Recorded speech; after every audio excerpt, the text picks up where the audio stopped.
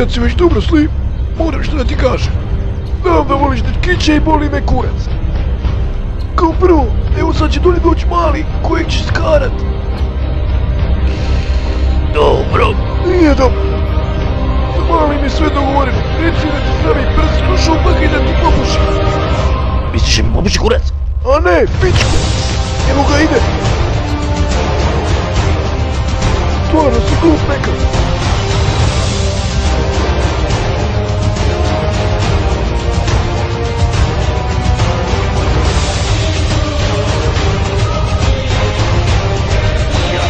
Jeb. Hoću li, sinko, da mi popušiš kurac večeras? Hoću da te cijelu noć kuzim. Oj, jebot. Hoću da budeš mi. Da li je Mili bolji kad staviš prst u moju bulju? Bum! Tu će se čuti ako ti se pali okolo, pičko. Hoćeš ga pušiti? Aha. Ne sad! Na večer! Dođi malo ranije i podaberi jaja. To obavezno. Ajde vidimo se mali, bježi tamo.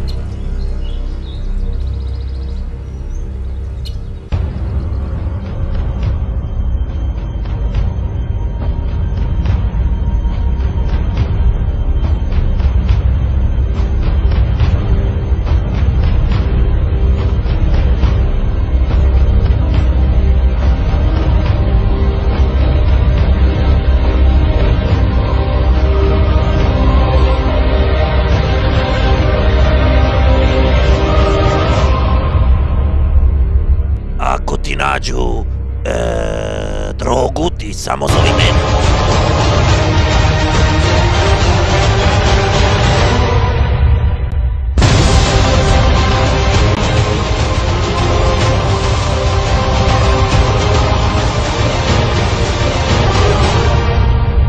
Mili, to bilo to. Koji kurac hoćeš još?